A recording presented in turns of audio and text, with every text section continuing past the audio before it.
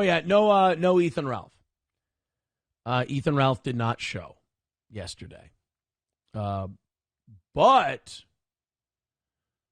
I will say, while Ethan Ralph did not show, he made some noise.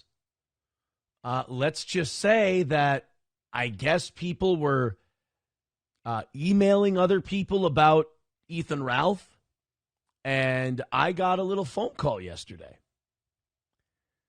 It was an interesting phone call. Let's just say this. I don't think Ethan realizes sometimes what damage he can do to his friends.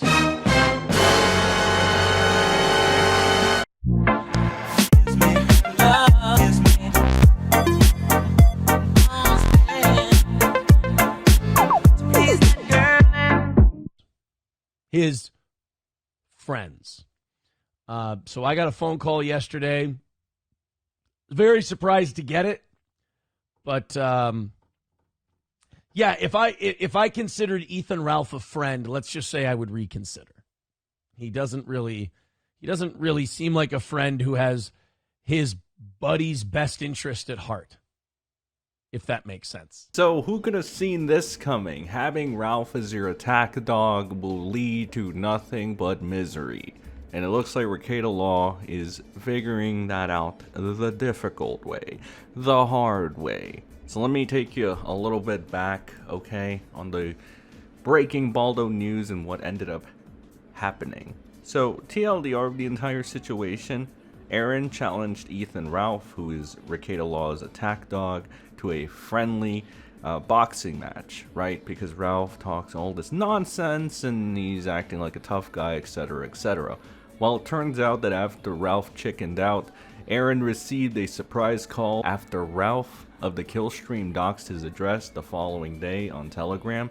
Strangely, Ethan Ralph only did this after privately meeting with Rekieta Law after his hearing.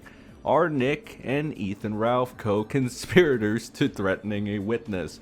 The answer to that is most likely, and that is what is happening at this very moment in time. Like I said, Rekieta's finding out the hard way that having Ralph as an attack dog is probably not the best thing, because the Ralpha male is pretty much as much of a curse as the Sonichu medallion at this point. Oh, but it gets worse, because Ralph, after going to Aaron or going after Aaron, doxing him, threatening violence, threatening to send something in the mail, whatever that means, could be considered that in itself witness tampering, and depending on the severity of the interpretation of the threats, carry a 20-year prison sentence. Now again, it's to be mentioned, and it is interesting timing that he met Rekieta, that Ralph only did this after meeting Rekieta, which is really the worst look in all this and what really incriminates Rekieta in this entire thing. Once again, Ralph is as good as the Sonichu medallion. Oh, but it gets worse, because it just so happened that at the Kino Casino, Rekieta Law and Ralph are apparently under investigation for witness tampering after Ralph doxed Aaron's address on Telegram. Look at some of that, see what's been going on. And then I happened to get a message. I'll say this too. It was yesterday? There's been a lot of stuff going on in the last 24 hours behind the scenes, folks. Yeah. So I sometimes can't keep track of what day what happened. I think it was yesterday. Aaron contacted me and said, Detective Pomplon has reached out to me, and he says that he's investigating Ralph and Rekieta for witness tampering, and he needs the link to, because neither Inspector Pomplon or Aaron could figure out what Telegram was. So here I am having to introduce this Telegram shit to Detective Pomplon. Here's the link, guys. So Ralph, where Ralph is missing now, doxing right? Aaron's house. Yeah. Well, so in Ralph's infinite wisdom, decides to dox Aaron's house. Which, has since been deleted. Ralph deleted it right after people, actual good lawyers like Legal Mindset, and even some of the people on the interwebs, like the kiwifarms, were pointing out how this could be bad for Rekieta. And I'm guessing Rekieta picked up on this and eventually thought, hey, dipshit, maybe you should take that down, otherwise I'm fucked. So again, you already get it. Ralph is the Sonichu medallion. Ralph is the literal embodiment of a Sonichu medallion at this point. Aside from Ralph, Nick is just like on a constant cope fest, denial and narcissism. That's the weird thing. People keep saying I'm making claims about one thing or another, but I'm not making any claims about anything. Like, look at him denying this or admitting that or saying it's this. I'm not actually doing any of that.